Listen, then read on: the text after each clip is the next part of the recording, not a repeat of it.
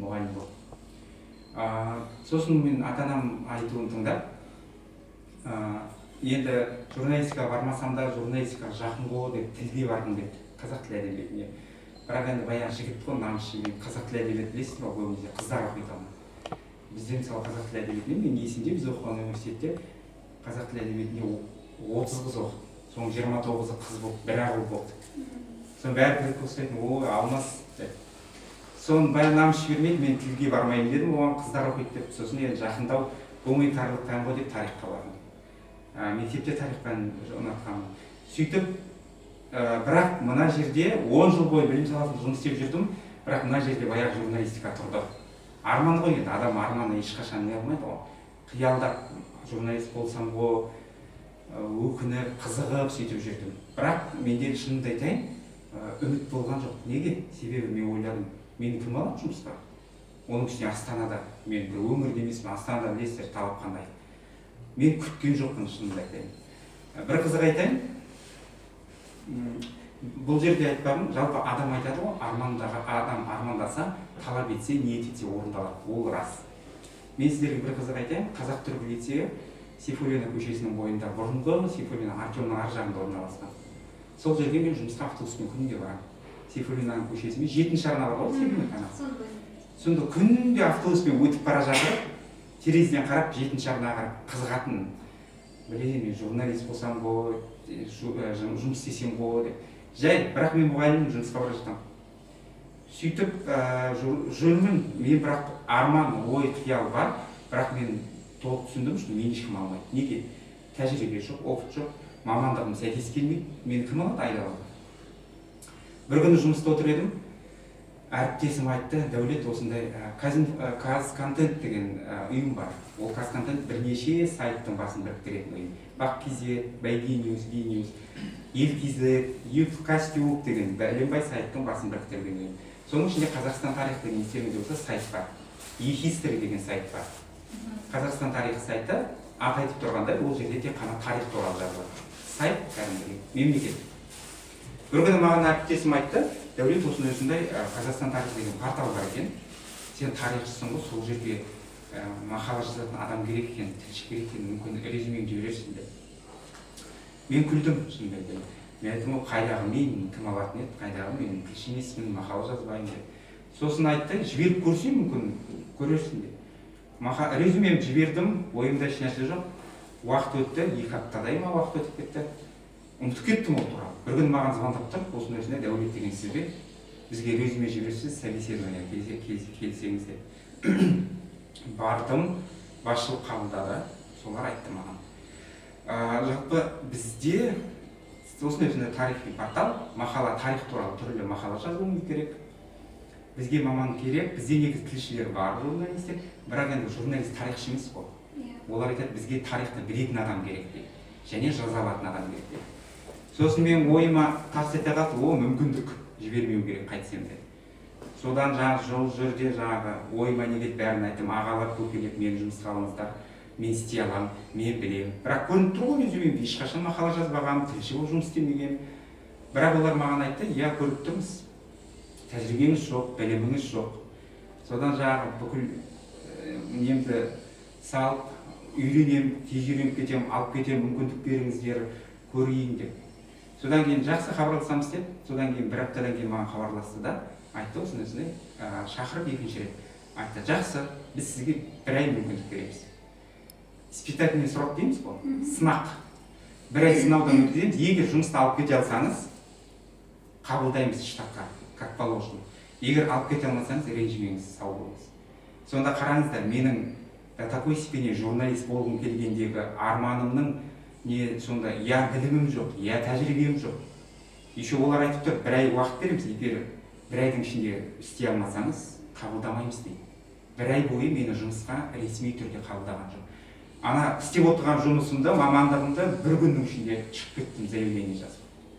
Өткен менің арманым журналист болу. Bir күнде өтірік айтпай ақ қояйын, 2-3 күннің ішінде шешім қабылдады, басшылыққа айттым, осындай жұмысқа. Бірақ журналист деп айтқан жоқпын, басқа жерге деп айттым. Аяқ астынан өтініш жаздым, жұмыстан шығып кеттім. Ана жерге бардым, түк білмеймін, как бір орманның ішінде жүрген сияқтымын. Не мақала жазуды білмеймін, шынымды айтайын. Неден бастайтынын білмеймін. Сайтқа кіріп қараймын, сайтқа мақаланы қалай салады, неден бастау керек, интервью қалай, түк білмеймін. Келдім, уәдені үйіп төгіп бердім, бұны бәрін үйреніп кетемін деп. Енді ол жерде шынымды айтайын, менде бірақ қана қасиет болды, ол менде ынта, желание дейміз ғой, желание болды. Маған бәрібір кім қайда.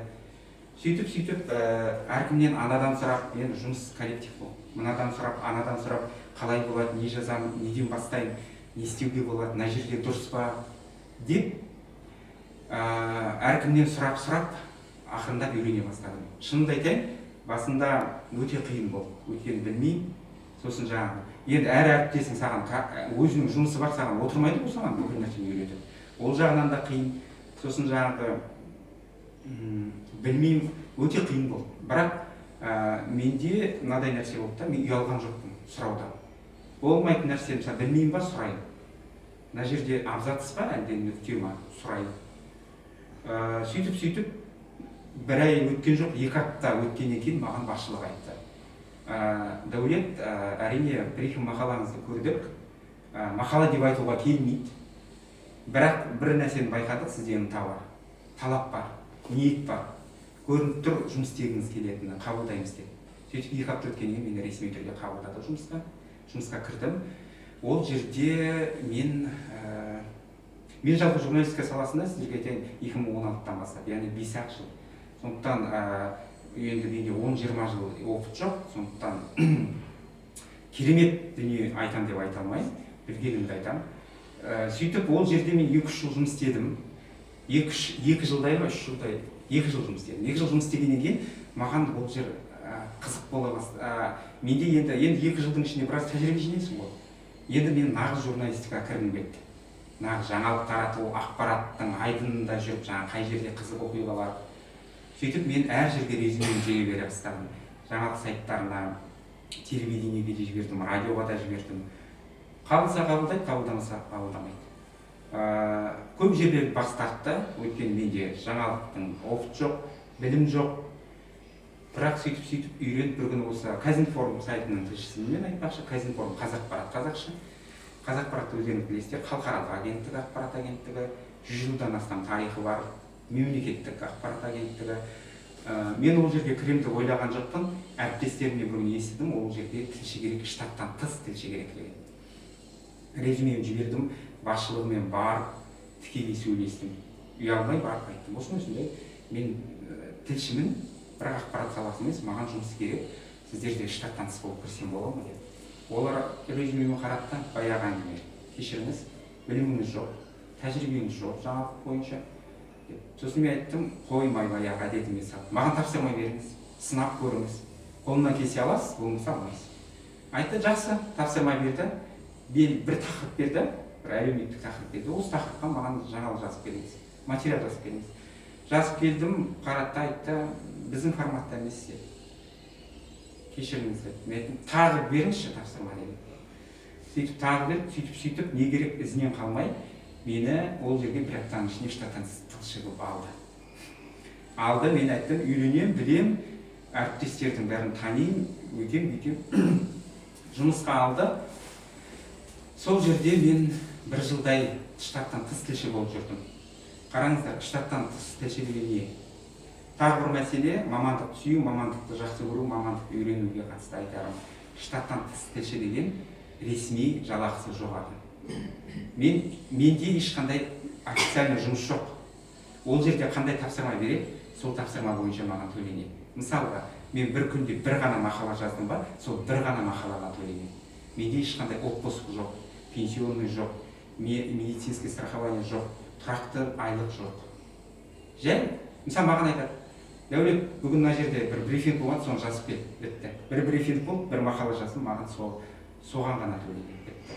Бірақ мен ол қадамға бардым, өйткені неге мен журналист болғым келді, менде мына жерде желание ұрып тұр, журналист болғым келді. Маған ұнайды осы мамандық. Сондықтан басты айтарым, бастысы нені мамандықты ұнату, ынта болу. Егер сіз ол сала ұнамаса, ынта болмаса, талап болмаса, жақсы көріп жұмыс істемесеңіз, орысша айтқанда бесполезно.